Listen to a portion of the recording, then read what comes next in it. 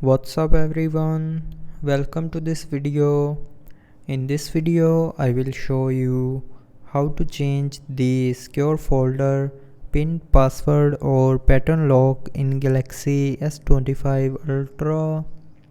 So first of all, open settings.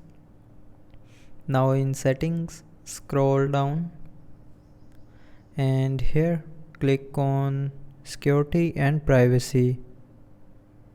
Now in security and privacy, scroll down and click on more security settings, and after that click on secure folder. Now here click on lock type option on the top.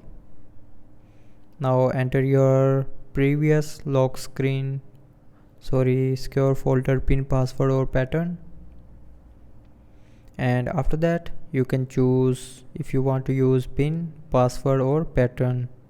So if you want to change your secure folder password type to pattern, then tap on pattern, and now draw a pattern, and after drawing tap on continue.